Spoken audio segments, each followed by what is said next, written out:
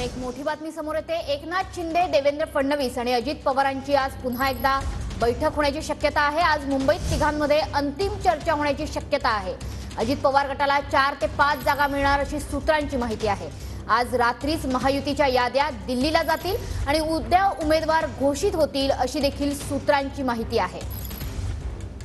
तर प्रतिनिधी प्रदीप कापसे सध्या आपल्या सोबत आहेत। प्रदीप, महायुतीच्या जागांचा तिढा आज सुटणार का आणि उद्या उमेदवार घोषित होणार यावर शिक्कामोर्तब होतंय का?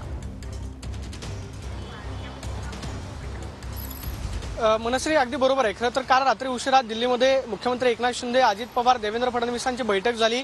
आज मुंबईमध्ये परत या तिघांची अंतिम बैठक जी आहे ती होणार आहे आणि संभाव्य उमेदवारांवरती चर्चा करून आजच यादी जी आहे ती दिल्लीला पाठवली जाणार आहे। उद्यापर्यंत उर्वरित जागांची महायुतीची यादी जी आहे ती जाहीर होऊ शकते। अजित पवार गटाला 4 ते 5 जागा ज्या आहेत लोकसभेमध्ये मिळतील अशा पद्धतीचा अंदाज जो आहे तो व्यक्त करण्यात येतोय। मात्र काल रात्री उशिरा जी दिल्लीमध्ये बैठक झाली, दिल्लीत सूचना देण्यात आलेल्या आहेत की मुंबईत तिघांनी एकत्रित बसून संभाव्य उमेदवारांची यादी जी आहे ती फायनल करावी। आज रात्रीपर्यंत ही यादी जी आहे दिल्लीमध्ये पाठवली जाईल। उद्या या यादींवरती अधिकृतरित्या शिक्कामोर्तब जे आहे होताना आपल्याला पाहायला मिळेल। मात्र सगळ्यात महत्त्वाचं म्हणजे अजित पवार गटाला 4 ते 5 जागा ज्या आहेत त्या लोकसभेमध्ये मिळू शकतात। ज्या संभाव्य जागांवरती तिढा कायम पाहायला मिळतोय। हे तिघजण जे आहेत एकत्रित बसून मुंबईमध्ये आज चर्चा करतील। आज रात्रीमध्येच ही यादी जी आहे ती दिल्लीत पाठवली जाणार असल्याची माहिती मिळते।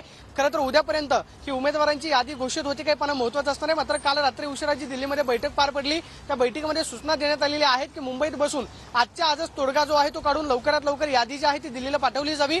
आज मुंबईमध्ये मुख्यमंत्री एकनाथ शिंदे, उपमुख्यमंत्री देवेंद्र फडणवीस आणि अजित पवार यांची एकत्रित बैठक होईल आणि आजच रात्री यादी तोडगा काढून दिल्लीला पाठवली जाईल।